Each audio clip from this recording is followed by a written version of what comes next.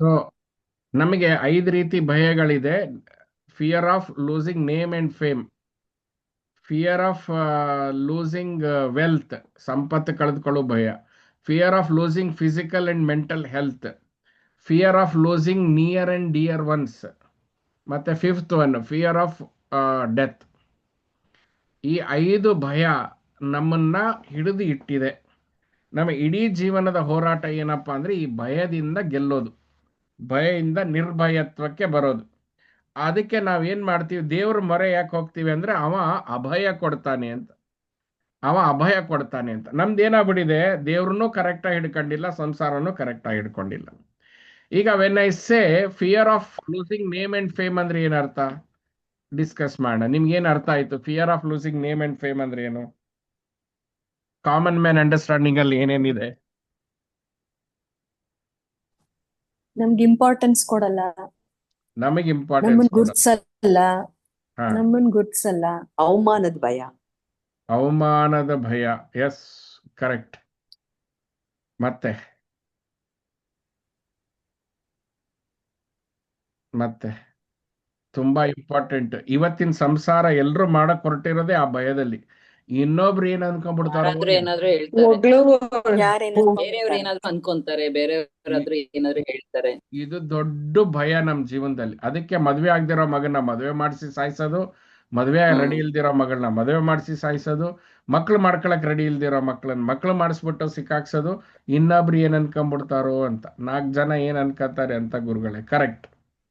ಅದೇ ಇದು ನಾನ್ ಅದೇ ಮಾಡಿರೋದು. ಅಯ್ಯೋ, ಮಗಳಿಗೊಂದ್ ಮದ್ವೆ, ಮಗನ್ಗೊಂದ್ ಮದ್ವೆ, ಸಂಸಾರ ಕಟ್ಟು, ಮಕ್ಳು ಮಾಡಿ. ಅಲ್ಲ ಅಲ್ಲ, ಅದು ಡ್ಯೂಟಿ ಅನ್ಕೊಳ್ಳೋಣ.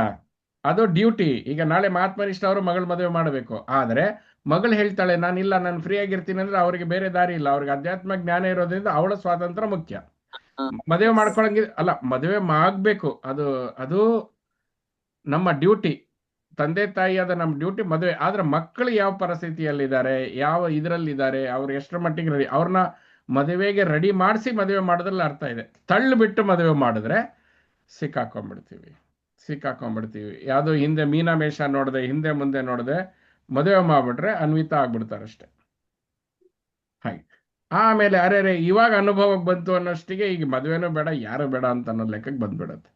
ಸೊ ಇಡೀ ಸಮಾಜ ಈ ಅಜ್ಞಾನದಿಂದ ಹೋರಾಟ ಮಾಡ್ತಾ ಇದೆ. ಇದು ಡ್ಯೂಟಿ. ರಮಾ ಬಿ ಅವ್ರು ಮಾಡಿರೋದು, ನೀವು ಮಾಡಿರೋದು ಕರ್ತವ್ಯವೇ. ಬಟ್ ನೆಕ್ಸ್ಟ್ ನೀವು ಯಾರು ಮಾಡಕ್ ಹೊರಟಿದ್ದೀರಿ ಅದನ್ನ ಕರ್ತವ್ಯನೇ. ಹಾಗಂತ ಮದುವೆ ಮಾಡಿಸಿ ಅವನ ಜೀವನ ಹಾಳು ಮಾಡಬೇಡಿ, ಅವ್ರ ಜೀವನ ಹಾಳು ಮಾಡಿ, ಅವ್ರಿಗೊಂದು ಸ್ವತಂತ್ರ ಕೊಡಿ. ಮತ್ ಮದುವೆ ಪ್ರೆಷರ್ ನೀವು ಹಾಕಬೇಕು, ಬಟ್ ಆ ಪ್ರೆಷರ್ ಅವ್ರಿಗೆ ಇನ್ನೇನೋ ನಿರ್ಧಾರ ತೆಗೆದುಕೊಳ್ಳೋ ತರ ಆಗಬಾರ್ದು ಅಂತ. So this is fear of name and fame. ಎಲ್ಲಾ ಸೂಪರ್ ಸ್ಟಾರ್ ಫಿಲ್ಮ್ ಇಂಡಸ್ಟ್ರಿಯಲ್ಲಿ ಇರೋರು, ಪಾಲಿಟಿಕ್ಸ್ ಅಲ್ಲಿ ಇರೋರು, ಆ ಬೆಳಕನ್ನ ಬಯಸ್ತಾ ಇದ್ರಲ್ಲ, ಎಲ್ಲರೂ ತಮ್ಮನ್ನು ಪ್ರೀತಿಸಬೇಕು, ತಮ್ಮನ್ನು ಗೌರವ, ಅವರೆಲ್ಲ they are suffering with this fear. ಯಾಕಂದ್ರೆ ಅವ್ರೆಲ್ಲರಿಗೂ ಎಂಡ್ ಇದೆ. ಅಂತ ಅದ್ಭುತವಾದ ರಾಜ್ಕುಮಾರ್ ಅವ್ರಿಗೂ ಕೂಡ ಕೊನೆ ಕೊನೆ ಕಾಲದಲ್ಲಿ ತೊಂದರೆಗಳು ಆಯಿತು. ಧರ್ಮೇಂದ್ರ ಅಂತ ಅದ್ಭುತ ಹೀರೋ ಕೂಡ ಅವನಿಗೂ ಕೊನೆ ಕಾಲ ಬಂತು. ಸೊ ಅವರು ಕೊನೆ ಕೊನೆ ಟೈಮಲ್ಲಿ ಆ ಟೆನ್ಷನ್ ಸೀಕಿಂಗ್ ಇಲ್ಲದೆ, ನೇಮ್ ಅಂಡ್ ಫೇಮಿಗೆ ಯಾರು ಏನ್ ಅನ್ಕೋತಾರೋ ಅದು ಇಲ್ಲದೆ ಅವರು, ಅದಕ್ಕೆ ನಾವು ಕಾಮನ್ ಇದ್ದು ಇಲ್ದಂಗೆ ಇದ್ದು ದಾಟ್ಕೊಂಡು ಹೋಗ್ಬಿಡ್ಬೇಕು ಅಂತ. ಸಂಸಾರದಲ್ಲಿ ಇದ್ದು ಇಲ್ದೇ ಇರಂಗ್ ದಾಟ್ಕೊಂಡು ಹೋಗ್ಬಿಡ್ಬೇಕು ಅಂತ ಯಾಕೆ ಹೇಳ್ತಾರೆ? ಇದೇ ಕಾರಣಕ್ಕೆ ಹೇಳ್ತಾರೆ. ನೀವು ಇದೀರಿ ಅಂತ ತೋರಿಸ್ಕೊಂಡ್ರೆ ಅದೆಲ್ಲ ಪ್ರಾಬ್ಲಮ್. ನೀವು ಇದೀರಿ ಅಂತ ತೋರಿಸ್ಕೊಂಡ್ರೆ ಇವೆಲ್ಲ ಅನ್ನೆಸೆಸರಿ ಅಟ್ರಾಕ್ಷನ್ಗಳಿಗೆ ಕಾರಣ ಆಗತ್ತೆ ಅಂತ. And fear of wealth. Fear of wealth ಎಲ್ಲಿ ಕನೆಕ್ಟ್ ಆಗಿದೆ? ಫಿಯರ್ ಆಫ್ ವೆಲ್ತ್,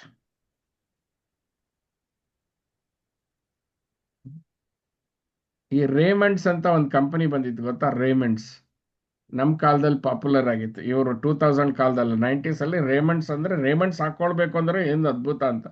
ಆ ಓನರು ಮಕ್ಕಳನ್ನ ನಂಬಿ ಆಸ್ತಿ ಬರ್ದಿದ್ದಕ್ಕೆ ಆ ಮಕ್ಕಳು ವಯಸ್ಸಾದ ಕಾಲಕ್ಕೆ ಅಪ್ಪನ್ನ ಆಚೆ ಹಾಕಿದ್ರು. ಅವನೇ ಮಾಡಿದ ವೃದ್ಧಾಶ್ರಮದಲ್ಲಿ ಪಾಪ ಬಂದು ಬದುಕದ. ಸೊ ನಮ್ಗೇನಂದ್ರೆ ದುಡ್ಡಿದ್ರೆ ನಮ್ಮನ್ನು ನೋಡ್ಕೋತಾರೆ ಅನ್ನೋ ಅಂತ ಒಂದು ಇದು, ದುಡ್ಡಿಲ್ಲ ಅಂದ್ರೆ ನಮ್ಮನ್ನು ಯಾರು ನೋಡ್ಕೊಳ್ಳೋದಿಲ್ಲ ಅನ್ನೋ ಒಂದು ಭಯ ಇದೆ. ಈ ಭಯನ ಋಷಿಕುಲ ಸಂಸ್ಥಾನ ಕಿತ್ತು ಹಾಕ್ಬೇಕು ಅಂತ ಮಾಡಿದೆ. ಯಾರಿಗೆ? ನಮ್ಮ ಋಷಿ ಟ್ರೈಬಿಯನ್ಸಿ. ನಿಮ್ ಕಡೆ ದುಡ್ಡು ಇದೆಯೋ ದುಡ್ಡಿಲ್ವೋ, ನಾವು ನಿಮ್ಮನ್ನ ನೋಡ್ಕೊಳ್ತೇವೆ ಅನ್ನುವಂತ ಭರವಸೆ ನಮಗೆ ಕೊಡಬೇಕು. ಆ ವಿಷಯಕ್ಕಾದ್ರೂ ನಾವು ಶ್ರೀಮಂತರಾಗಬೇಕು. ಅಷ್ಟು ನೋಡ್ಕೊಳ್ಳೋ ವಿಷಯಕ್ಕಾದ್ರೂ ನಾವು ಶ್ರೀಮಂತರಾಗಬೇಕು. First, second, third, fourth initial fear non existent. Fourth, next level fear, little. Okay. So fear of wealth. ಈಗ ನೋಡಿ, ಫಿಯರ್ ಆಫ್ ವೆಲ್ತ್ ಅಂತಂದ್ರೆ ಇದನ್ನ ದುಡ್ಡೇ ಬೇಡ ಅಂತಲ್ಲ ಇದ್ರ ಅರ್ಥ. ಜಾಸ್ತಿ ದುಡ್ಡು ಮಾಡಿದ್ರೆ ಸಮಸ್ಯೆ ಆಗತ್ತೆ ಅಂತ. ಜಾಸ್ತಿ ದುಡ್ಡು ಮಾಡಿದ್ರೆ ಸಮಸ್ಯೆ ಆಗತ್ತೆ. ಜಾಸ್ತಿ ಆಸ್ತಿ ಮಾಡಿದ್ರೆ ಎಲ್ಲಿಡಬೇಕು, ಏನಿಡಬೇಕು, ಆ ಆಸ್ತಿಗೆ ಒಂದು ಏನಾರು ಒಂದು ಲೀಗಲ್ ಕೇಸ್ ಬಂತು ಅಂದ್ರೆ it takes away your burden.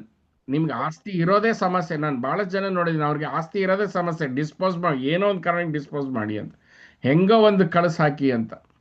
ಎಷ್ಟೋ ಜನ ಆಸ್ತಿ ಮಾಡಿದ್ದಾರೆ, ಅದರದ್ದೇ ಚಿಂತೆ ಅವ್ರಿಗೆ. ಇದು ಏನು ಮಾಡಬೇಕು, ನನ್ನ ಮಕ್ಕಳು ಅದು ನೋಡ್ಕೊಳ್ಳಲ್ಲ, ಮತ್ತೆ ಬರೋರು ಹೆಂಗೆ ಬರ್ತಾರೋ ಏನೋ, ಏನು ಮಾಡಬೇಕು ಗೊತ್ತಿಲ್ಲ. ಶೃಂಗೇರಿ ಮಠ ದೊಡ್ಡದು. ಎಲ್ಲ ಮಠಗಳು ಯಾಕೆ ದೊಡ್ಡದಾಗಿದೆ ಗೊತ್ತಾ? ಎಲ್ಲ ಈ ಥರದವರು ತಮ್ಮ 10-15 ಪ್ರಾಪರ್ಟಿಯಲ್ಲಿ ತಲೆ ಕೆಟ್ಟೋಗಿ ಉಳಿದಿದ್ದ 5 ಮಠಕ್ಕೆ ಕೊಟ್ಬಿಟ್ಟು ನೆಮ್ಮದಿಯಾಗಿದ್ದಾರೆ. ಆ ಮಠದವ್ರು ಅವ್ರು ನೋಡ್ಕೊತಾ ಇದಾರಲ್ಲೋ ಗೊತ್ತಿಲ್ಲ, ಬಟ್ ಬೇಡ ಅಂತ ಕೊಟ್ಬಿಟ್ರು. ಹಿಂಗಾಗಿ ನಾನು ಅದೇ ಹೇಳಿದೆ, ಈ ಥರ ವಿದ್ಯಾರ್ಜನೆ ಮಾಡಿಬಿಟ್ಟು ನಾವು ಮಠ ಕಟ್ಟಕ್ಕಾಗಲ್ಲ. ಮಠ ಕಟ್ಟಬೇಕಂದ್ರೆ ಹಿಂಗೆ ಆಗತ್ತೆ ಅಂತ ಆ ನಂಬಿಕೆ ಆ ಮಠದವ್ರು ಹುಟ್ಟಿಸ್ಕೋಬೇಕು ಅನ್ನೋದು. ನಾನು ನೋಡ್ಬಿಟ್ಟಿದ್ದೀನಿ, ಪ್ರಾಪರ್ಟಿ ಇಟ್ಕೊಂಡು ಒದ್ದಾಡಿರೋ ನೋಡ್ಬಿಟ್ಟಿದ್ದೀನಿ. ಮತ್ತು ಈಗಲೇ ನಾನೇ ನೋಡ್ತಾ ಇದ್ದೀನಿ. ನಾಳೆ ನಾನು ರಿಟೈರ್ಮೆಂಟ್ ಆಗ್ತೀನಿ ಅಂದರೆ ರಿಟೈರ್ಮೆಂಟ್ ಆಗಕ್ಕೆ ಬಿಡೋದಿಲ್ಲ. ಯಾಕಂದರೆ ತಗೊಂಡಿರೋ 3 ಜಮೀನ್ದು ಮೇಂಟೆನೆನ್ಸ್ ದುಡ್ಡು ಕೊಡಬೇಕಲ್ಲ. ನೀವು ತಗೊಂಡಿರೋ ಅಪಾರ್ಟ್ಮೆಂಟಲ್ಲಿ ಮೇಂಟೆನೆನ್ಸ್ ದುಡ್ಡು ಕೊಡದೇ ಇದ್ರೆ ಅಪಾರ್ಟ್ಮೆಂಟ್ ಅವರು ಬಿಟ್ಟು ಕಳಿಸ್ತಾರೆ. ಅಲ್ಲಿ ಲಿಫ್ಟೇ ಕೊಡೋದಿಲ್ಲ ನಿಮ್ಗೆ ಹೋಗೋಕ್ಕೆ. ಅಂದರೆ ನೀವು ಆಸ್ತಿ ಮಾಡಿದ್ರೆ ಅಷ್ಟೇ ಸೆಕ್ಯೂರಿಟಿ ಅಲ್ಲ, ಆ ಮೇಂಟೆನೆನ್ಸ್ಗಾರು ಜೀವನ ಪೂರ್ತಿ ಸಾಯ್ಬೇಕಲ್ಲ ನೀವು. ಸೊ ಇದು ನಾನು ಅನ್ಕೊಂಡಿದ್ದೆ, ಆಸ್ತಿ ಮಾಡಿದ್ರೆ ಆಸ್ತಿ ಜೊತೆ ಕಾನ್ಸಿಕ್ವೆನ್ಸಸ್ಸು ಬರುತ್ತೆ ಅಂತ. ಇದಕ್ಕೊಂದು ಖಂಡಿತ. ಅದ್ಭುತವಾದ ಒಂದು ಕತೆ ಇದೆ, ಹೇಳ್ತೀನಿ. ನನ್ಗೆ ರಿಯಲೈಸ್ ಆಗಿದೆ, ನಿಮಗೂ ಗೊತ್ತಿರುತ್ತೆ, ಇಲ್ಲ ಅಂತಲ್ಲ. ಹಾಗಂತ ನೀವು ಸುಮ್ಮನೆ ದಡ್ತನಕ್ಕೆ ನಿಮ್ಮ ಆಸ್ತಿ ಗಿಸ್ತಿ ಯಾರಿಗೋ ಬರೆಯೋದಲ್ಲ. ನಿಮ್ಮ ಮಕ್ಕಳು ನಿಮ್ಗೆ ಅದರ ಅಧಿಕಾರಿಗಳು.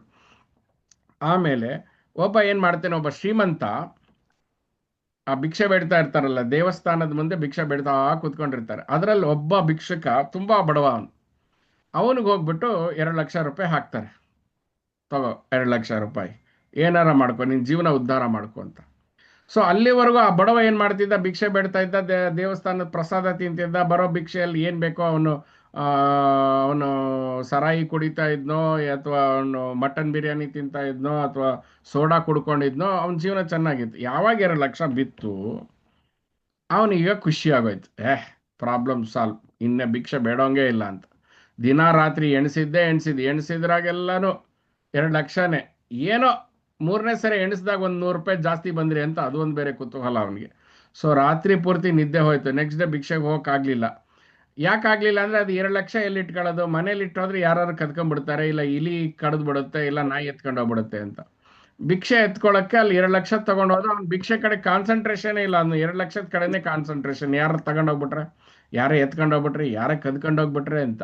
ಹೀಗೆ 1 ವಾರ ಆಗುತ್ತೆ. ಆಮೇಲೆ ಡಿಸೈಡ್ ಮಾಡ್ತಾನೆ, ಈ ಅಂಗಡಿ ಓಪನ್ ಮಾಡೋಣ, ಆ ಅಂಗಡಿ ಓಪನ್ ಮಾಡೋಣ. ಆಮೇಲೆ ಅವನಿಗೆ ಗೊತ್ತಾದರೆ ಅವ್ನು ನನ್ನ ದುಡ್ಡು ಕಿತ್ಕೊಂಡ್ಬಿಟ್ರೆ, ಇವನಿಗೆ ಗೊತ್ತಾದರೆ ನನ್ನ ದುಡ್ಡು ಕಿತ್ಕೊಂಡ್ಬಿಟ್ರೆ, ಇದೇ ಅವನು ಒದ್ದಾಟದಲ್ಲಿ 10 ದಿವಸ ದಾಟಿದ ಮೇಲೆ ಮತ್ತೆ ಆ ಶ್ರೀಮಂತ ಬರ್ತಾನೆ. ಶ್ರೀಮಂತ ಬಂದ ಮೇಲೆ ಆ ಬಡವ ಆ 2 ಲಕ್ಷ ತಗೊಂಡ್ಬಿಟ್ಟು ಆ ಶ್ರೀಮಂತನ ಮಕ್ಕಕ್ಕೆ ಹೊಡಿತಾನೆ. ತಗೊಂಡು ನಿನ್ನ ಮನೆ ಹಾಳಾಗೋಗ, ಇದು ಬಂದಾಗಿಂದ ನನ್ನ ನೆಮ್ಮದಿ ಹಾಳಾಗೋಯ್ತು ಅಂತ. ನೋಡಿ, ನಾನು ಊಟ ಮಾಡಿಲ್ಲ, ಸರಿಯಾಗಿ ನಿದ್ದೆ ಮಾಡಿಲ್ಲ ಅಂತ, ನಿನ್ನ ಪಾಪ ನನ್ನ ತಲೆ ಕಟ್ತೀಯ ಅಂತ ಬೈದ್ಬಿಡ್ತಾನೆ ಅವನು.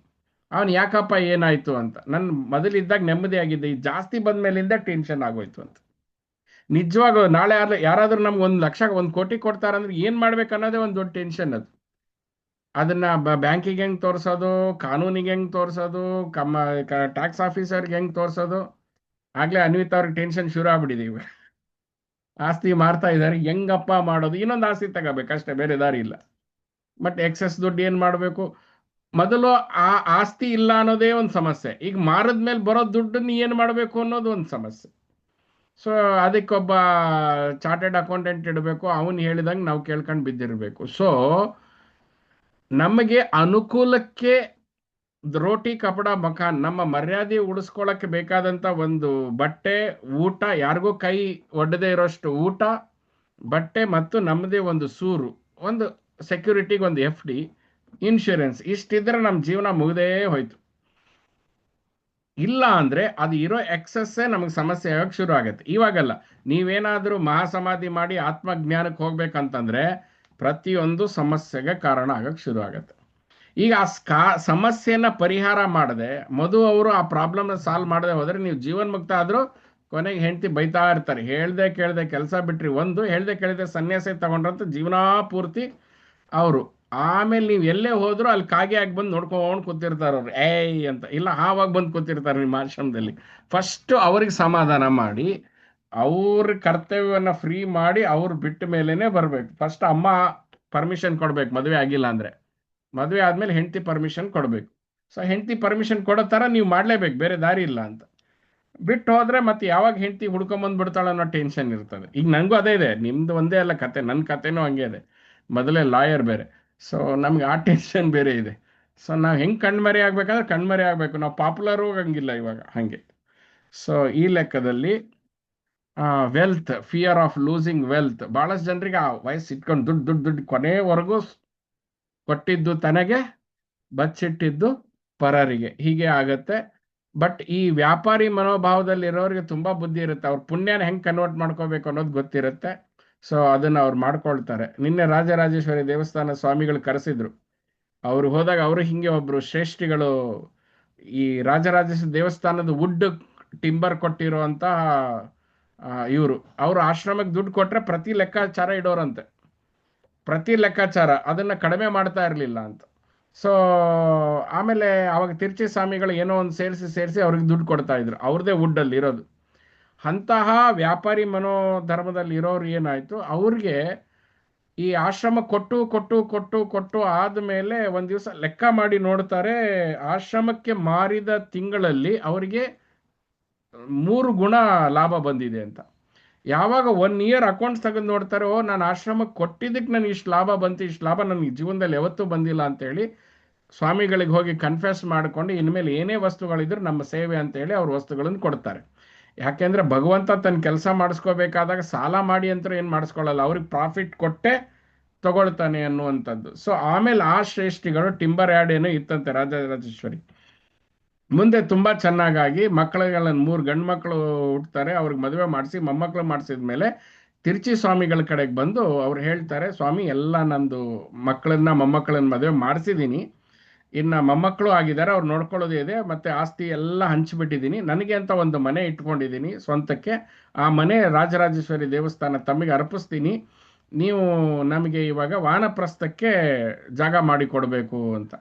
ಸೊ ಆವಾಗ ತಿರುಚಿ ಸ್ವಾಮಿಗಳು ವಾನಪ್ರಸ್ಥದಲ್ಲಿ ಅವರಿಗೆ ಇರೋದಕ್ಕೆ ಮಾರ್ಗ ಮಾಡಿ ಕೊಡಗಿನ ಒಂದು ಆಶ್ರಮ, ಕೊಡಗಿನಲ್ಲಿ ಒಂದು ಆಶ್ರಮ ಕಟ್ಟಿರ್ತಾರೆ. ಅಲ್ಲಿ ಹೋಗಿ ಅವರಿಗೆ ಕೊಡಗಿನ ಆಶ್ರಮ ಇವರೇ ಕಟ್ಟಿರ್ತಾರೆ, ಟಿಂಬರ್ ಓನರು ಶ್ರೇಷ್ಠಿಗಳು, ಅವ್ರಿಗೆ ಅಲ್ಲೇ ಇರೋದಕ್ಕೆ ಕೊಟ್ಟು ಸಾಧನೆ ಮಾಡ್ತಾರೆ. ಸಾಧನೆ ಮಾಡ್ತಾ ಮಾಡ್ತಾ ಮಾಡ್ತಾ ಅವ್ರು ಎಷ್ಟು ಚೆನ್ನಾಗಿದ್ರು ಅಂದ್ರೆ ಗಂಡ ಹೆಂಡತಿ, ಏನಾದ್ರೂ ಕೂಡ ಅವರ ಸ್ಮೈಲ್ ಫೇಡ್ ಆಗ್ತಾ ಇರ್ಲಿಲ್ಲಂತೆ. ಹೆಂಗಮ್ಮ ಹೊಟ್ಟೆ ನೋವು, ಚೆನ್ನಾಗಿದೆ ಅಂತ, ಆರಾಮಾಗಿದೆ ಎಲ್ಲ ಜೀವನ. ಅವ್ರದ್ದು ಒಂದೇ ಮಾತಂತೆ, ನೀವು ಏನಾಯ್ತು, ನಿಮ್ಮ BP ರೈಸ್ ಆಯ್ತಂತೆ, ಎಲ್ಲ ಚೆನ್ನಾಗಿದೆ. ಕ್ಯಾನ್ಸರ್ ಬಂದಿತ್ತಂತೆ ನಿಮ್ಮ ಹೆಂಡತಿಗೆ, ಇಲ್ಲ ಬಾಗುన్నారు ಅಂತ ಸ್ವಾಮೀಜಿಗಳು ಹೇಳ್ತಾ ಇದ್ರಂತೆ. ಅಂದ್ರೆ ಅವ್ರು ಒಂದೇ ಮಂತ್ರ ಇಟ್ಕೊಂಡಿದ್ರು, ಏನಾದ್ರೂ ಕೂಡ ಚೆನ್ನಾಗಿದ್ದೀವಿ, ನಾವು ಚೆನ್ನಾಗಿದ್ದೀವಿ ಅಂದ್ರೆ ದೇವ್ರು ಏನಿಟ್ಟಾನ ಅದ್ರ ಬಗ್ಗೆ ಚೆನ್ನಾಗಿದ್ದೀವಿ ಅಂತ. ಸೊ ಆ ಹೆಂಡತಿಗೆ ಕ್ಯಾನ್ಸರ್ ಬಂದು ಅವಳು ತೀರ್ಕೊತಾಳೆ. ತೀರ್ಕೊಂಡ್ಮೇಲೆ ಒಂದು 86 ವರ್ಷ ಆಗಿರುತ್ತೆ. ಆ ಶ್ರೇಷ್ಠಿಗೆ ಅವ್ರ ಮೊಮ್ಮಗ ಬಂದಿದ್ದವ್ರನ್ನ ಪರಿಚಯ ಮಾಡಿಸಿದ್ರು ನನಗೆ. ಆ ಶ್ರೇಷ್ಠಿ ಬಂದು, ಈಗ ನನ್ನ ಹೆಂಡತಿ ತೀರ್ ಹೋಗಿದ್ದಾಳೆ, ನನಗೂ ವಯಸ್ಸು ಜಾಸ್ತಿ ಆಗಿದೆ ಸ್ವಾಮಿ, ನೀವು ನನ್ನ, ಅವ್ರ ಹೆಸರು ಏನೋ ಹೇಳಿದ್ರು, ನನಗೆ ಸನ್ಯಾಸ ದೀಕ್ಷೆ ಕೊಡಬೇಕು ಅಂತ. ಅಷ್ಟೊತ್ತಿಗೆ ತಿರ್ಚಿ ಸ್ವಾಮಿಗಳು ಹೋಗ್ಬಿಟ್ಟಿದ್ರು, ಈಗಿರೋ ರಾಜರಾಜೇಶ್ವರಿ ಸ್ವಾಮಿಗಳು ಇದ್ರು. ಅವರಿಗೆ ಅವರ ಹೆಸರಿನಲ್ಲಿ ಏನೋ ಧರ್ಮಾನಂದಪುರಿ ಸ್ವಾಮಿ ಅಂತ ಹೇಳಿ ದೀಕ್ಷೆ ಕೊಡ್ತಾರೆ. ಸೊ ಅವರು ವ್ಯಾಪಾರಿ ಮಾಡಬೇಕಾದಾಗ ಅಷ್ಟೇ ವ್ಯಾಪಾರದ ಮನಸ್ಥಿತಿ, ವಾನಪ್ರಸ್ಥಕ್ಕೆ ಬಂದಾಗ ಅಷ್ಟೇ ವಾನಪ್ರಸ್ಥದ ಮನಸ್ಥಿತಿ, ಸನ್ಯಾಸಕ್ಕೆ ಬಂದಾಗ ಹಂಗೆ ಅದೇ ಸನ್ಯಾಸ ದೀಕ್ಷೆಯಲ್ಲಿ ಇದ್ದು ಅವರು ಜೀರ್ಣ ಆಗ್ತಾರೆ. ಇವಾಗ ಅವ್ರ ಮೊಮ್ಮಕ್ಕಳು ಅವರೆಲ್ಲ ಇವಾಗ ಆಶ್ರಮಕ್ಕೆ ಬರ್ತಾರೆ ಅಂತ ನನಗೆ ವಿಶೇಷವಾಗಿ ಅದೊಂದು ವಿಷಯ ಹೇಳಿದ್ರು, ಹೇಗಿರಬೇಕು ಜನ ಹೇಗಿದ್ರು ಅಂತ. ಹಾಗೆ ನಾವು ಸಂಸಾರ ಮಾಡಬೇಕಾದಾಗ ನಿಷ್ಠುರವಾಗಿ ಸಂಸಾರ ಮಾಡೋದು. ಹೆಂಡತಿ ಕೆಲಸ ಹೆಂಡ್ತಿನೇ, ಗಂಡನ ಕೆಲಸ ಗಂಡ, ಮಕ್ಕಳ ಕೆಲಸ ಮಕ್ಕಳನೇ. ಸೊ ನಿಮ್ಮ ಡ್ಯೂಟಿಯಲ್ಲಿ ಅದು ಕೊರತೆ, ಅಧ್ಯಾತ್ಮದ ಹೆಸರಲ್ಲಿ ಡಿಸ್ಕೌಂಟ್ ಇರಬಾರ್ದು. When you are working, work 100%, when you are serving, serve 100%. So ಯಾವಾಗ ನೀವು ಮಕ್ಕಳಿಗೆ ಮದುವೆ ಮಾಡಿ ಎಲ್ಲ ಮಾಡಿ ನೀವು ಫ್ರೀ ಆಗ್ತೀರಿ, ದೆನ್ ಇಟ್ ಈಸ್ ಅ ವಾನಪ್ರಸ್ಥ. ವಾನಪ್ರಸ್ಥದಲ್ಲಿ ಏನ್ ಮಾಡ್ತೀರಿ ನೀವು, ನಿಮ್ಮ ಸಾಧನೆಯನ್ನ, ಈ ಕಲಿಯುವಿಕೆಯನ್ನ ಮಾಡುತ್ತೆ. ಲಕ್ಕಿ ಏನಾಗಿದೆ, ನೀವೀಗ ಕಲಿಯುವಿಕೆ ಈ ವಯಸ್ಸಲ್ಲೇ ಶುರು ಆಗಿದೆ. ವಾನಪ್ರಸ್ಥದಲ್ಲಿ ಅದು ಅಡಾಪ್ಟೇಷನ್, ಆಮೇಲೆ ಸನ್ಯಾಸ ಅಂತ.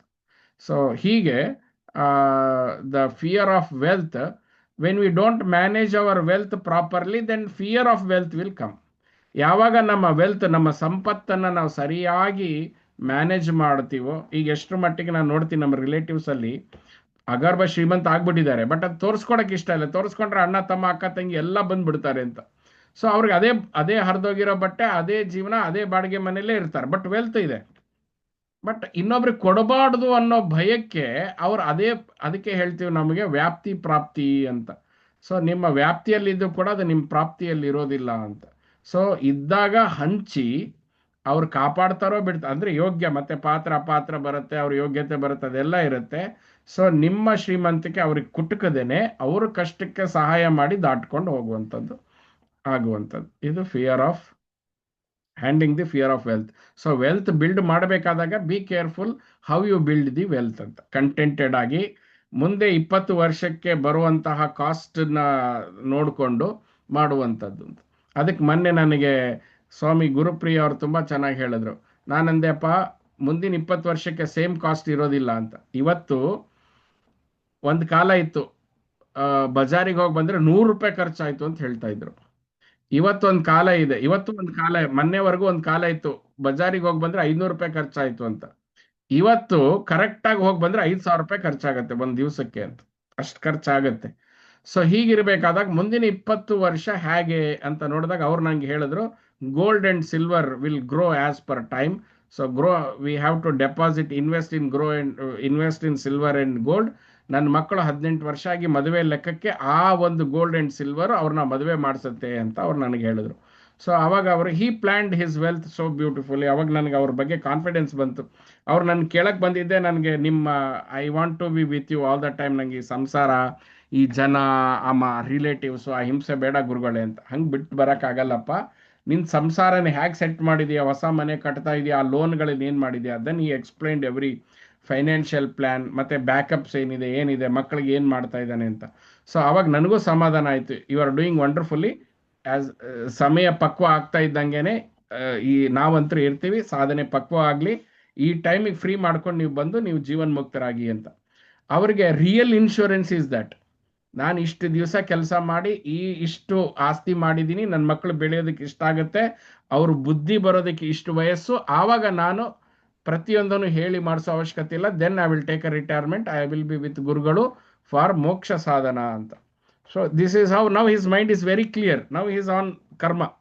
ಮೈಂಡ್ ಕ್ಲಿಯರ್ ಆಗಿರೋದ್ರಿಂದ, ಫ್ಯೂಚರ್ ಕ್ಲಿಯರ್ ಆಗಿರೋದ್ರಿಂದ, wealth creation and maintenance clear ಆಗಿರೋದ್ರಿಂದ, now is putting 100% effort in his job, 100% effort with a family. So ಮನುಷ್ಯನಿಗೆ ವೆಲ್ತ್ದ ಕ್ಲಾರಿಟಿ ಇರಲೇಬೇಕು ಅಂತ, ಬಹಳ important. Next, fear of losing health and mental health.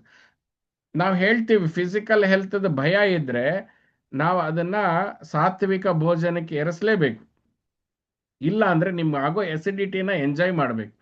ಆ acidity enjoy ಮಾಡಿ ಮಾಡಿ ಮಾಡಿ ಅವಾಗ ಗೊತ್ತಾಗತ್ತೆ, ಒಂದು ಲಡ್ಡು ತಿಂದ್ರೆ ಎಸಿಡಿಟಿ ಬರುತ್ತಪ್ಪ ಅಂತ, ಒಂದು ಹುಳಿ ಜಾಸ್ತಿ ತಿಂದ್ರೆ ಎಸಿಡಿಟಿ ಬರುತ್ತೆ. Then you must invest your time and energy on your body.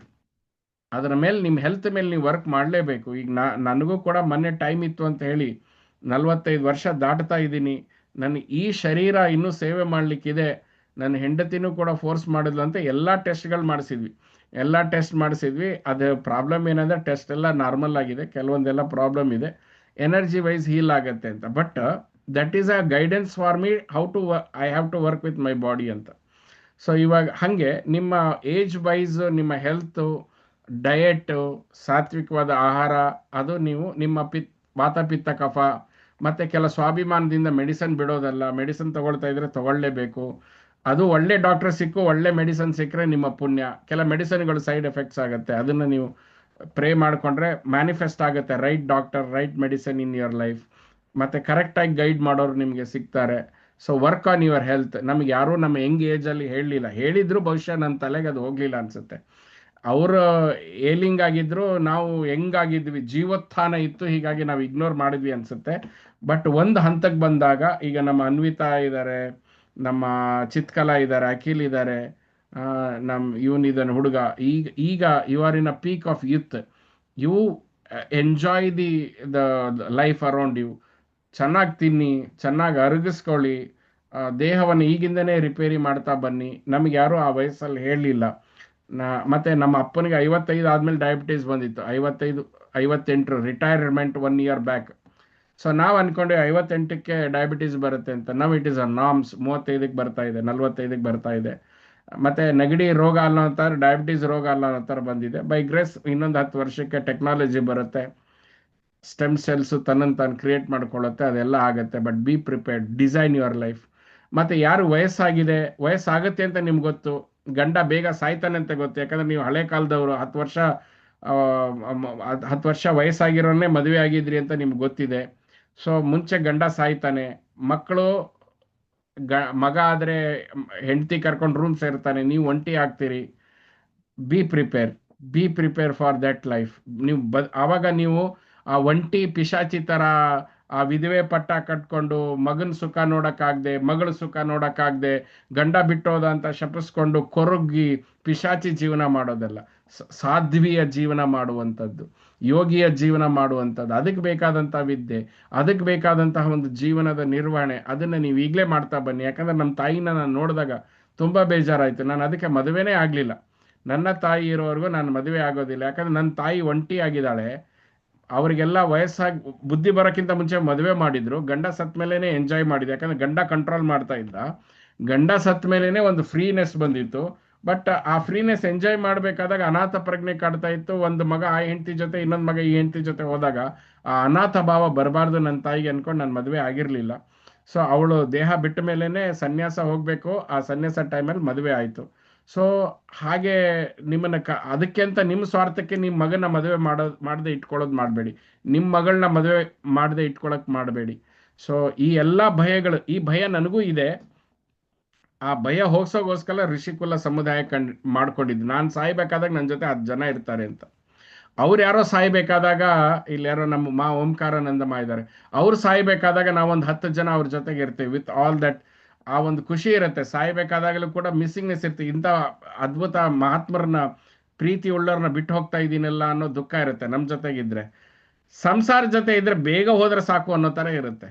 So ನಾವು ಅವರ್ಷನಿಂದನೂ ಸಾಯಬಾರ್ದು, ರಾಗ ಇಟ್ಕೊಂಡು ಸಾಯಬಾರ್ದು, ದ್ವೇಷದಿಂದನೂ ಸಾಯಬಾರ್ದು, ಅವರ್ಷನಿಂದನೂ ಸಾಯಬಾರ್ದು, ರಾಗ ಇಟ್ಕೊಂಡು ಸಾಯಬಾರ್ದು, ಕ್ರೇವಿಂಗ್ ಇಟ್ಕೊಂಡು ಸಾಯಬಾರ್ದು. ನಾವು ಸಾಯ್ಬೇಕಾದಾಗ ನಿರ್ಮಲ ಸ್ಥಿತಿಯಲ್ಲಿ, ಯಾವ ಅಟ್ಯಾಚ್ಮೆಂಟ್ ಇಲ್ಲದೆ, ಶುದ್ಧವಾದ ಮನಸ್ಸು, ಶುದ್ಧವಾದ ಪ್ರಾಣ ಇಟ್ಕೊಂಡು ನಾವು ದೇಹವನ್ನ ಬಿಡಬೇಕು. ಇದು ಋಷಿಕುಲ ಸಂಸ್ಥಾನದ ಮತ್ತೆ ಸಮುದಾಯ ಮಾಡಬೇಕು ಅನ್ಕೊಂಡಿರೋದು ಉದ್ದೇಶ. ಎಷ್ಟರ ಮಟ್ಟಿಗೆ ನಾನೀಗ ನಾನು ಒಬ್ಬನೇ ದುಡಿದು ಮಾಡೋಕ್ಕಾಗೋದಿಲ್ಲ. ಅದಕ್ಕೆ ಋಷಿಗಳಿಗೆ ಹೇಳಿದ್ದೀನಿ. ಸೊ ದಟ್ ಈಸ್ ವೈ ಈಗ ನೋಡಿ, ನಾಳೆ ಟ್ಯಾರೋ ಕಾರ್ಡು ನಮ್ಮ ಮಾ ಪುಣ್ಯಭವತಿ ಹ್ಯಾಸ್ ಟೇಕನ್ ಅಪ್. ಮಹಾತ್ಮನಿಷ್ಠ ಋಷಿಕುಲ ಕ್ಲಾಸಸ್ನ ಅವರು ಶಿ ಈಸ್ ಟೇಕಿಂಗ್ ಅಪ್. ನನ್ನನ್ನು ಫ್ರೀ ಮಾಡ್ತಾ ಇದ್ದಾರೆ ನೆಕ್ಸ್ಟ್ ಲೆವೆಲ್ ಅಧ್ಯಯನಕ್ಕೆ, ನೆಕ್ಸ್ಟ್ ಲೆವೆಲ್ ನಿಮ್ಗೆ ಜ್ಞಾನ ಕೊಡೋದಕ್ಕೆ. ಮಹಾದೇವ ಪುಷ್ಪ ಅವರು ಜ್ಯೋತಿಷ್ಯದಿಂದ ನನ್ನನ್ನು ಫ್ರೀ ಮಾಡ್ತಾ ಇದ್ದಾರೆ. ಸ್ವಾಮಿ ಚಿನ್ಮಯ್ ಎಲ್ಲ ಆಗ್ತಾ ಇದ್ದಾರೆ. So I invite you also become a teacher. ಇನ್ನ ಜನ ಬರ್ತಾರೆ. ನಾನು ಅವಾಗ ಹೇಳ್ತಾ ಇದ್ದೆ, 1000 ಜನ ಕರೆಸೋದು ಒಂದು ಸಂಕಲ್ಪ, ಅವ್ರನ್ನ ಮೇಂಟೈನ್ ಮಾಡೋದು ತುಂಬಾ ಕಷ್ಟ ಅಂತ. ಸುಮ್ಮನೆ ಒಂದು ಪ್ರೋಗ್ರಾಮ್ ಮಾಡಿದ್ವಿ. ಪಿರಾಮಿಡ್ ಅಲ್ಲಿ ನೀವು 100 ಜನ ಬಂದ್ರಿ. ನಾವು ಮತ್ತೆ ದುರಾಸೆಗೆ ಬಿದ್ದು ತಿಂಗಳ ಒಂದು ಪಿರಾಮಿಡಿಗೆ 100 ಜನಕ್ಕೆ ಪುಷ್ ಮಾಡಲಿಲ್ಲ. ನೀವು ಗಮನಿಸಿದ್ರೆ ನಮ್ಮ ಜರ್ನಿಯಲ್ಲಿ ನಾವು ಅದನ್ನ ದುರಾಸೆಗೆ ಬಿಡ್ಲಿಲ್ಲ. ಅಷ್ಟು ಜನ ಇದೆ, ಅಷ್ಟು ಜನ ಎನ್ಕ್ವೈರಿ ಇದ್ದಾರೆ. ನಾವಂದೆ ಬಂದಿರೋಂತಹ ಜನರ ಕ್ವಾಲಿಟೇಟಿವ್ ಜನ, ಅವ್ರ ಜೊತೆಗೆ ನಮ್ಮ ಜೀವನ ಸ್ಪೆಂಡ್ ಮಾಡೋಣ. ಬಂದ್ರೆ ದಿನಾಲು 1000 ಜನ ಬರ್ತಾರೆ, ಬಟ್ ಎಲ್ಲರಿಗೂ ಕೇಟರ್ ಮಾಡೋಕ್ಕಾಗಲ್ಲ. ಸೊ ನಿಮ್ಮಿಂದ ಗುರುಗಳು ಆಚೆ ಬರಬೇಕು, ಅದನ್ನ ಋಷಿಕುಲ ಸಂಪ್ರದಾಯ ಬೆಳೀತಾ ಹೋಗ್ಬೇಕು, ಸಮುದಾಯ ಬೆಳಿಬೇಕು ಅನ್ನೋದು. ಯಾಕೆ ಈ ಭಯವನ್ನ ನಾವು ಗೆಲ್ಲಬೇಕು ಅಂತ. ಈ ಭಯವನ್ನ, ಅತಿ ದೊಡ್ಡ ಭಯ ಇದೆಯಲ್ಲ, the fear of death is fear of being lonely. ಒಂಟಿಯಾಗಿರೋದೇ ಅದು ಭಯ. ಫಿಯರ್ ಆಫ್ ಅನ್ನೋನ್, ಸತ್ ಮೇಲೆ ಏನಾಗುತ್ತೆ ಗೊತ್ತಿಲ್ಲ, ಅದರ ಭಯ. ಸಾಯ್ತೀನಿ ಅಂದ್ರೆ ನಮ್ಮ ಪ್ರೀತಿ ಪಾತ್ರನ ಕಳ್ಕೋತೀನಿ ಅನ್ನೋ ಭಯ. ಈ ಪ್ರೀತಿ ಪಾತ್ರರು ಅನ್ನೋದೇನಿದೆ ಅದು ನಮ್ಮ ಸಪೋರ್ಟ್ ಸಿಸ್ಟಮೇ. ಇದೇ ಭಗವಂತ ಅವ್ರ ರೂಪದಲ್ಲಿ ಬಂದು ನಿಮ್ ಜೊತೆ ಇರ್ತಾನೆ. ತಾಯಿ ರೂಪದಲ್ಲಿ ಬಂದು ಮಾತೃತ್ವ ಕೊಡ್ತಾನೆ, ಮಗಳು ರೂಪದಲ್ಲಿ ನಿಮ್ಮ ಮಾತೃತ್ವವನ್ನು ಜಾಗೃತ ಮಾಡ್ತಾನೆ, ಗಂಡನ ರೂಪದಲ್ಲಿ ಬಂದು ಸಂರಕ್ಷಣೆಯನ್ನು ಕೊಡ್ತಾನೆ. ನಿಮ್ಮ ಸುತ್ತ ಇರೋದು ಅದೇ ಭಗವಂತ, the eternal God who has taken. ನಿಮ್ಮನ್ನ ಕಾಪಾಡೋದಗೋಸ್ಕರ ಈ ಪ್ರೀತಿ ತಾಯಿಯ ರೂಪ, ತಂದೆಯ ರೂಪ, ಮಗಳ ರೂಪವನ್ನು ತೆಗೆದುಕೊಂಡಿದೆ. ಸೊ ಸಂಬಂಧಿಕರು ಜೊತೆಗಿರೋರು ಇರ್ತಾರೆ, ಬಟ್ ಸಾಯ್ಬೇಕಾದಾಗ್ಲೂ ನಾವು ಒಂಟಿಯಾಗೇ ಸಾಯ್ಬೇಕು. ಬಂದಾಗ್ಲೂ ಒಂಟಿ, ಹೋಗ್ಬೇಕಾದಾಗ ಒಂಟಿ. ಆ ಒಂದು ಜ್ಞಾನದಿಂದ we have to prepare to leave this body. ಅದಕ್ಕೆ ನಮ್ಮ ಋಷಿಗಳು ಎಷ್ಟು ಬ್ಲೆಸ್ ಮಾಡಿದ್ದಾರೆ ಅಂದ್ರೆ, ಸಾವು ಬಂದು ತಗೊಂಡು ಹೋಗೋಕ್ಕಿಂತ ಮುಂಚೆ ನಾವು ಪ್ರಾಕ್ಟೀಸ್ ಮಾಡಿ ಮಾಡಿ ನಾವೇ ಬಿಟ್ಬಿಡ್ತೀವಿ. ಅದು ಬಿಡೋದು ಹೋಗೋದು, ಆ ಟನಲ್ ಒಳಗೆ ಹೋಗೋದು ಆಚೆ ಹೋಗೋದು, ಧ್ಯಾನಕ್ಕೆ ಹೋಗೋದು ಟನಲ್ ಒಳಗೆ ಆಚೆ ಹೋಗೋದು, ಒಂದ್ಸರಿ ಹೋಗೋದು ಬರಲ್ಲ ಅಷ್ಟೇ. So this is the secret of Sanjeevini, Amrita Sanjeevini Yoga. ದಿವಸ ಟ್ರಾನ್ಸ್ ಅಲ್ಲಿ ಔಟ್ ಆಫ್ ಬಾಡಿ ಆಗ್ತೀರಿ, ಆ ಟನಲ್ ಅಲ್ಲಿ ಹೋಗ್ತೀರಿ, ಟನಲ್ ಎಂಡಲ್ಲಿ ಬೆಳಕಿರುತ್ತೆ, ದಾಟ್ಕೊಂಡು ಹೋಗ್ತೀರಿ. ಒಂದ್ ದಿವಸ ಬರ್ತೀರಿ, ಇರೋದಿಲ್ಲ ಇದು ದೇಹ. ಗಾಡ್ ಬ್ಲೆಸ್, ನೀವು ಆಲ್ರೆಡಿ ಆಚೆ ಹೋಗಿ ಅಭ್ಯಾಸ ಮಾಡಿಬಿಟ್ಟಿದ್ದೀರಿ. ಸಾವು ಬಂದ್ರೆ ಮುಂದಿನ ಜನ್ಮ ಇದೆ.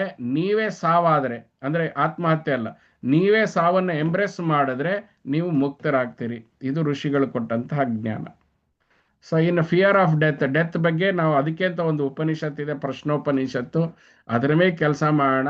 ಡೆತ್ ಅನ್ನೋದು ಇಗ್ನೋರೆನ್ಸ್ ಅಷ್ಟೇ. ಸಾವು ಅನ್ನೋದು ಒಂದು ಅಜ್ಞಾನ, ಸಾವು ಅನ್ನೋದು ಭಯ ಮತ್ತು ಆಸೆಯ ಒಂದು ಸಂಕೋಲೆ ಅಂತ. ಸೊ ಅದರ ಮೇಲೆ ನಾವು ನೀವು ಜೀವನ್ ಮುಕ್ತರಾಗ್ತೀರಿ ಅನ್ನೋದಂತಂದ್ರೆ ಸಾವನ್ನ ಗೆಲ್ಲುವಂತ ಪ್ರೋಸೆಸ್ಸೇ. ಅಂದ್ರೆ ಸಾವು ಹೆಣಗ್ ಬರುತ್ತೆ, ಆದ್ರೆ ದ್ರಷ್ಟಾಭಾವ ಎಷ್ಟಾಗ್ತೀನಿ, ಎಷ್ಟು ನನ್ನ ಸಾಕ್ಷಿ ಭಾವ ಸಾಕ್ಷಾತ್ಕಾರ ಆಗ್ಬೇಕಾದ್ರೆ ಈಗ ನನಗಂತೂ ಒಂದು ಆಸೆ ಇದೆ, ನಿಮ್ಗೊಂದು ಐ ಡೋಂಟ್ ನೋ, ನನಗೆ ಇವತ್ತು ಸತ್ರ ಸಾಕು, ಸಿದ್ಧಲೋಕ ನನಗೆ ರೆಡಿ ಇದೆ ಅಲ್ಲಿ. ಇಲ್ಲಿ ಬಿಟ್ರೆ ಸಾಕಲ್ಲಿ ಹೋಗ್ಬಿಡೋದು ಅಂತ. ಅಂದ್ರೆ ಈಗ ನಿಮ್ಮನ್ನ ಕರ್ಕೊಂಡೋಗಿ ಟಾರ್ಚರ್ ಕೊಟ್ಬಿಟ್ರೆ ಬಿಗ್ ಬಾಸ್ ರೂಮಲ್ಲಿ, ನಾ ಮನೆಗೆ ಹೋಗ್ಬಿಟ್ರೆ ನಾನು ಆರಾಮಾಗಿರ್ತೀನಿ ಅಂತ ನಿಮ್ಗೆ ಹೆಂಗೆ ಅನ್ಸುತ್ತೆ? ನಮ್ಮ ಮನೆ ನಮ್ಗೆ ಕಂಫರ್ಟೇಬಲ್, ನಮ್ಮ ಮನೆ ಹಾಸಿಗೆ, ನಮ್ಮ ಮನೆ ರೂಮು, ನಮ್ಮ ಮನೆ ಅಡಿಗೆ. ಎಷ್ಟೇ ಮದುವೆ ಮನೆಯಲ್ಲಿ ಇದ್ರೂ ಏನೂ ಮಜಾ ಇಲ್ಲ. ಹಂಗೆ ಈ ಶರೀರ ಬಿಡೋದೇ ಒಂದು ಆನಂದ ಅಂತ. ಇಲ್ಲಿದು ಎಲ್ಲ EMI ಪ್ರಾಬ್ಲಮ್ಸ್ ಇರುತ್ತಲ್ಲ, EMI ಅಲ್ಲಿ ಕಟ್ತಾ ಇರ್ತೀವಿ, ಎಲ್ಲ ಎಂಡದು. Death is a relief, the only blessing that human being has. He can recognise death as a blessing, not as a curse. ಯಾವಾಗ ಆ ಸಾವಿನ ಸ್ವರೂಪವನ್ನ ನಾವು ಇನ್ನೊಂದು ರೀತಿ ಅರ್ಥ ಮಾಡ್ಕೊಳ್ತೀವಿ. ಆಕ್ಸಿಡೆಂಟ್ ಆಗಿ ಸಾಯೋದಾಗ್ಲಿ, ವಿಚಿತ್ರವಾಗಿ ಸಾಯೋದಾಗ್ಲಿ, ನರಳಿ ಸಾಯೋ ಇಂಥ ಸಾವು ನಮಗೆ ಬರಬಾರ್ದು. ಆ ಸಾವಿನ ಯಾತನೆ ನಮಗ್ ಬರಬಾರ್ದು. ಉರ್ವಾರುಕ ಇವ ಬಂಧನ ಅಂತ ಹೆಂಗೆ ಒಂದು ಸೌತೆಕಾಯಿ ಬಳ್ಳಿಯಿಂದ ಬಿಡಿಸ್ಕೊಂಡಿದ್ ಗೊತ್ತಾಗಲ್ವೋ, ನಾವು ಹಾಗೆ ಬಿಟ್ಬಿಡ್ಬೇಕು ಅಂತ. ಸೊ ಅದಕ್ಕೆ ಸಚ್ಚಿದಾನಂದ ಸ್ವರೂಪ, ನಾವು ಸಚ್ಚಿತ್ ಆನಂದವನ್ನು ಯಾಕೆ ಪಡ್ಕೋಬೇಕು ಅನ್ನೋ ಉದ್ದೇಶ ಏನಂದ್ರೆ, ಆನಂದದ ಪರಮೋಚ್ಚ ಸ್ಥಿತಿಯಲ್ಲಿ ದೇಹ ಅನ್ನೋದು ನೋವಿನಿಂದ ಬಿಡೋದಿಲ್ಲ, ಮನಸ್ಸು ನೋವಿನಿಂದ ಬಿಡೋದಿಲ್ಲ. ನಾವು ಯಾವಾಗಲೂ ಆನಂದದಲ್ಲಿದ್ರೆ ದೇಹ ಯಾವಾಗ ಕಳಚುತ್ತೆ ಗೊತ್ತಾಗೋದಿಲ್ಲ. ನಮ್ಗೆ ಹಲ್ಲೋವು ಬಂದಾಗ ಗೊತ್ತಿತ್ತ ನಿಮ್ಗೆ? ಹಲ್ಲೋವು ಬಂದಾಗ ನೋವಾಗ್ತಾ ಇತ್ತು, ಬಿಡಿಸ್ಕೊತಾ ಇತ್ತು. ಅವಾಗ ಈ ಅಣ್ಣ ಮತ್ತೆ ಅಣ್ಣನ ಫ್ರೆಂಡ್ಸ್ ಎಲ್ಲ ಬಂದು ಏನ್ ಮಾಡ್ತಾರೆ, ಇಲ್ಲೊಂದು ದಾರ ಕಟ್ತಾರೆ, ಹಿಡ್ಕೊಳ್ತಾರೆ. ಅವರು ನಮ್ಗೆ ಗೊತ್ತಿಲ್ಲ, ಟ್ರಿಕ್ ಮಾಡ್ತಾರೆ, ಬೇಡ ಬೇಡ ನೋವಾಗುತ್ತೆ ಅಂತ. ಅವ್ರು ಹೇಳ್ತಾರೆ ಜೋರಾಗಿ ನಗು ಅಂತ, ಕಾಮಿಡಿ ಮಾಡ್ಬಿಡ್ತಾರೆ, ಗೊತ್ತಿಲ್ಲದೆ ಹಾ ಅಂತ ನಕ್ಕ ತಕ್ಷಣ ಕಟ್ಟಾಗ್ಬಿಡುತ್ತದು. ಆಮೇಲೆ ನಮಗೆ ಖುಷಿ, ಅಯ್ಯೋ ನೋವಾಗ್ಲಿಲ್ಲ, ಹೆಂಗೆ ಹಲ್ಲು ಬಂದ್ಬಿಡ್ತು ಗೊತ್ತೇ ಆಗಿಲ್ಲ ಅಂತ. ಈ ಗೊತ್ತಿಲ್ಲದೆ ಹಲ್ಲು ಹೇಗೆ ಬಂತು? ಯಾಕಂದ್ರೆ ಫಿಯರ್ ಸರೌಂಡ್ ಆಗಿತ್ತು ಅಷ್ಟೇನೆ. ನನಗೆ 2 ಸಾಕ್ಷಾತ್ಕಾರ ಆಯಿತು. ಒಂದು MRI ಕಳಿಸ್ತಾರಲ್ಲ, ಸಿನಿಮಾದಲ್ಲಿ ನೋಡಿದ್ವಿ, MRI ಹಿಂಗ್ ಒಳಗಡೆ ಬಾಡಿ ಒಳಗಾಗ್ತಾರೆ, ಹಿಂಗ್ ಒಳಗೆ ಅಲ್ಲಿ ಕಡ್ ಕಡ್ ಕಡ್ ಕಡ್ ಕಡ್ ಅಂತ ಸೌಂಡ್ ಬರುತ್ತೆ. Then my mind was creating a fear. I was aware, ಇದು ಕೇವಲ ಮನಸ್ಸು ಸೃಷ್ಟಿ ಮಾಡ್ತಾ ಇರೋ ಫಿಯರ್. ಎಷ್ಟು ಜನ ಇಲ್ಲಿ ಮಲ್ಕೊಂಡು ಎದ್ದೋಗಿದ್ದಾರೆ, ಯಾರೂ ಸಾಯೋದಿಲ್ಲ, ಸುಮ್ಮನೆ ಅನ್ನೆಸೆಸರಿ ಫಿಯರ್ ಕ್ರಿಯೇಟ್ ಮಾಡ್ತೀಯ ಅಂತ. ಇದು ನನಗೆ ಸಾಕ್ಷಾತ್ಕಾರ ಮಾಡಿಸಿದ್ದು ನನ್ನ ಮಗಳೇ. ನನ್ನ ಮಗಳನ್ನ ಡಾಕ್ಟರ್ ಆಸ್ಪತ್ರೆ ಕರ್ಕೊಂಡು ಹೋಗ್ತಿದ್ದಂಗೆನೆ ಅಳಕ್ ಶುರು ಮಾಡ್ಬಿಡ್ತಾಳೆ. ಡಾಕ್ಟರ್ ಇಂಜೆಕ್ಷನ್ ಚುಚ್ಚಲ್ಲ, ಏನೋ ಮಾಡಲ್ಲ, ಸುಮ್ಮನೆ ಹೈಟ್ ಚೆಕ್ ಮಾಡ್ತಾನೆ, ವೇಟ್ ಚೆಕ್ ಮಾಡ್ತಾನೆ, ಫಿಯರ್ ಒಂದು ಡ್ರಾಪ್ ಕೊಡ್ತಾನೆ ಅಷ್ಟೇನೆ. ಆ ಇಂಜೆಕ್ಷನ್ ಮಾಡ್ತಿದ್ದ ಟೈಮ್ ಹೋಗ್ಬಿಡ್ತು. But her mind cooks up all the fears that he is going to give me the injection ಅಂತ. ಅಲ್ಲಿ ಹೋಗಿ ಇಂಜೆಕ್ಷನ್ ಕೊಡಲ್ಲ, ನಾಡಿ ಚೆಕ್ ಮಾಡ್ತಾರೆ, ಸ್ವಲ್ಪ ಏನೋ ಸ್ಪ್ರೇನ್ ಆಗಿದೆ, ಸ್ಪ್ರೇ ಕೊಡ್ತಾರೆ, ನಾವು ಬಂದ್ಬಿಡ್ತೀವಿ. ಬಟ್ ಅದೆಲ್ಲ ಅಳುತ್ತೆ. ನನಗೇನು ಸಾಕ್ಷಾತ್ಕಾರ ಆಯ್ತಂದ್ರೆ, ನಾವು ಅನ್ನೆಸೆಸರಿಯಾಗಿ ಅಳುತ್ತೀವಿ, ಏನೂ ಆಗಿರೋದಿಲ್ಲ ಅಲ್ಲಿ. ಸೊ MRI ಟೈಮಲ್ಲಿ ನನ್ನ ಮಗಳದ್ದು ಆ್ಯಕ್ಟಿಂಗ್ ಗಮನಿಸ್ಕೊಂಡ್ಮೇಲೆ ನನ್ನ ಮನಸ್ಸಿನ ಆಟ ಗಮನಿಸ್ತದೆ. ಸುಮ್ಮನೆ ಡವ್ ಕಚ್ಚಬೇಡ, ಅದು MRI ಒಳಗೆ ಹೋಗಿದ್ದಾರೆ, ಕಡ್ ಸೌಂಡ್ ಆಗುತ್ತೆ, ನಿನಗೆ ವರ್ಟಿಗೋ ಬರುತ್ತೆ, ಅದೇನೂ ಬರಲ್ಲ, mind is creating a fear, ಸುಮ್ಮನೆ ಕುತ್ಕೋ ಅಂತ ಮನಸ್ಸಿನ ಹೇಳಿದ್ಮೇಲೆ ಸುಮ್ಮನೆ ಕುತ್ಕೊಂಡಿತ್ತು. ಆಮೇಲೆ ಒಳ್ಳೆ ನಿದ್ದೆ ಬಂತು. ನೀಟಾಗಿ 20 ನಿಮಿಷ ಆದಮೇಲೆ ಆಚೆ ಕರ್ಕೊಂಬಂದು ಬಿಟ್ರು. So this I will apply every time when ಅನಾಯಾಸ ಮರಣಂ ವಿನಾದೇರಿ ಜೀವನಂ. ಇದು ಕೇಳಲೇಬೇಕು. This should be your prayer. ಕೇಳೋದು ಒಂದು, ಅನಾಯಾಸವಾಗಿ ಬದುಕುವ ಮತ್ತೆ ವಿನಾದೇಹನ ಜೀವನಂ, ಅನಾಯಾಸವಾಗಿ ಸಾಯುವ ಬದುಕನ್ನ ನಾವು ಕಟ್ಕೋಬೇಕು. ಪ್ರೇ ಮಾಡಬೇಕು. ಒಂದು ತೀರ್ಥ ತಗೋಬೇಕಾದಾಗ ಪ್ರೇ ಮಾಡ್ತೀವಿ, ಒಂದು. ಜೊತೆಗೆ ನಮ್ಮ ಜೀವನನ ಹೆಂಗೆ ಕನ್ಸ್ಟ್ರಕ್ಟ್ ಮಾಡಬೇಕು, ನಾನು ಸಾಯ್ಬೇಕಾದಾಗ I should be relieved of everything.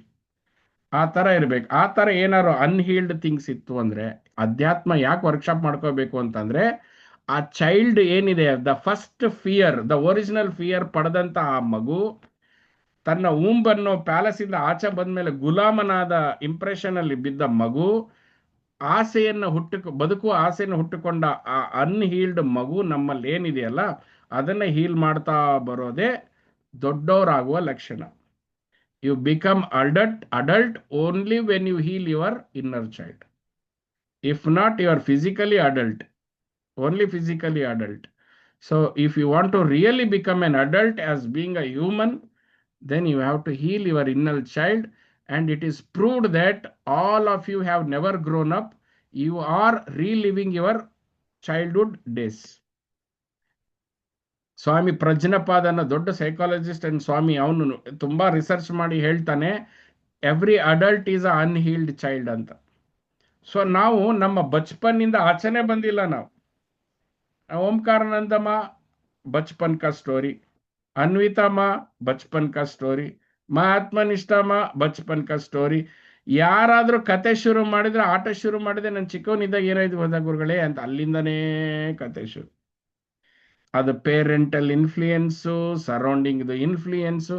ಆ ಮಗು ಇದೆಯಲ್ಲ, ಆ ಭಯದ ಮಗು ನಿಮ್ಮಲ್ಲಿ ಹಾಗೇ ಇದೆ, ಅದು ರೆಕ್ಕೆ ಬಿಚ್ಚೇ ಇಲ್ಲ. ಕೆಲವೊಬ್ರು ಅನ್ವಿತಾ ತರ ಆ ಮಗು ಹಾಗೇ ಇದೆ, ವಯಸ್ಸು 23-24 ಆಗಿರುತ್ತೆ, ದೇಹಕ್ಕೆ ಒಳಗಡೆ ಮನಸ್ಸು ಹಾಗೇ ಇರುತ್ತೆ. ಇಂಥದನ್ನ ಸೊಸೈಟಿಯಲ್ಲಿ ಬಿಟ್ಟು ಹೆಂಗೆ ಹಾಳು ಮಾಡೋದು ನಾವು ಹೆಂಗೆ ಕಾಪಾಡ್ಕೋಬೇಕು? ಸ್ವಾಮಿ ಚಿನ್ಮಯಿ, ಅವನಲ್ಲೂ ಕೂಡ ಅನ್ಹೀಲ್ಡ್ ಚೈಲ್ಡ್ ಇದ್ದಾನೆ. ಪಲ್ಲವಿ ಅವರು ಅನ್ಹೀಲ್ಡ್ ಚೈಲ್ಡ್. ನನ್ನನ್ನು ನೋಡಿದ್ರೆ I am grown up unhealed child. The day I realise I healed all my, ಅದಕ್ಕೆ ನಾನು ನನ್ನ ಅಕ್ಕ, ಬಾಬಾ, ಅಪ್ಪನಿಗಿಂತ ಮೀರಿ ಬೆಳೆದ್ಬಿಟ್ಟೆ. Because the day you heal your child, you become 9,000 year old soul. ಅಲ್ಲಿವರೆಗೂ you want become a 9,000 years old. ನಿಮ್ಮ ಎಲ್ಲ ಜನ್ಮಾಂತರದ ಆ ಒಂದು ವಯಸ್ಕತನ ಆಟೋಮೆಟಿಕ್ಲಿ ಬಂದ್ಬಿಡುತ್ತೆ when you heal your child, because this child is the output of many lives. So ಇವೆಲ್ಲ ಕಾರಣಗಳಿರುತ್ತೆ.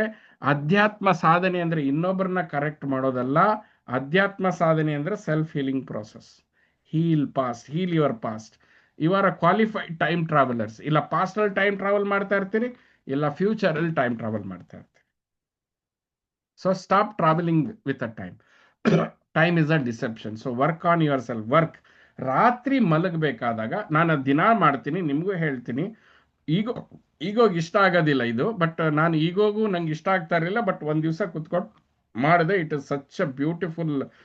ರಾತ್ರಿ ಮಲಗಬೇಕಾದಾಗ ಯಾರ್ಯಾರ ಬಗ್ಗೆ ಅಸಮಾಧಾನ ಇದೆ ಅದೆಲ್ಲ ಕ್ಲಿಯರ್ ಮಾಡಿ ಮಲಗ್ತೀನಿ. I don't carry any weight. ಯಾರ ಬಗ್ಗೆ ಅಸಮಾಧಾನ ಇದೆ, ಯಾರ ಬಗ್ಗೆ ನಿರಾಶೆ ಇದೆ, ಯಾವ ವಿಷಯದಲ್ಲಿ ಕೋಪ ಇದೆ, ಅದನ್ನೆಲ್ಲ ನಲ್ಲಿಫೈ ಮಾಡಿ ಮಲಗೋ. ಅರ್ಥ ಅಂದರೆ ಅದೇನೆ. ಹೆಂಗೆ ಚಪ್ಪಲಿನ ಮನೆ ಹೊರಗಿಟ್ಬಿಟ್ಟು ಮನೆ ಒಳಗಡೆ ಬರ್ತೀವೋ, ಚಪ್ಪಲಿನ ಹೊರಗೆ ಬಿಟ್ಟು ದೇವಸ್ಥಾನದ ಒಳಗೆ ಬರ್ತೀವೋ, ನೀವು ನಿದ್ರಾವಸ್ಥೆಗೆ ಹೋಗೋದು ಅಂತಂದ್ರೆ ಅದೇನೆ. ಭಗವಂತನ ದೇವಸ್ಥಾನಕ್ಕೆ ಹೋಗುವಂಥದ್ದೇ ಆ ನಿದ್ರಾವಸ್ಥೆ. ಆ ನಿದ್ರಾವಸ್ಥೆಯಲ್ಲಿ if you carry all that, you are not caring devasthana, you are creating a smashana. And you wake up with that smashana effect only. So you have every night and every sleep is a sacred entry into the God's world, because vibhutva, 6 ಅಡಿ 3 ಅಡಿ ದೇಹ ನಿಮ್ಗೆ feel ಆಗಲ್ಲ, 5 ಅಡಿ 3 ಅಡಿ ದೇಹ feel ಆಗಲ್ಲ, ನಿಮ್ಮ 10 ಅಡಿ ಮನೆ ಫೀಲ್ ಆಗೋದಿಲ್ಲ, ನಿಮ್ಮ EMI, ಹೊಟ್ಟೆ ನೋವು ಏನೂ ಇರೋದಿಲ್ಲ. ವಿಭುತ್ವದಲ್ಲಿ ಇರ್ತೀರಿ, ನಿಮ್ಮ ಒರಿಜಿನಲ್ ಸ್ವರೂಪದಲ್ಲಿ ಇರ್ತೀರಿ ನಿದ್ರಾವಸ್ಥೆಯಲ್ಲಿ. ಸೊ ನಿದ್ರಾವಸ್ಥೆ ಹೋಗೋದು ಅಂತಂದ್ರೆ, ನೀವು ಸಮಾಧಿ ಹೋಗೋದು conscious way of getting into the sleep with an awareness. Sleep unconscious.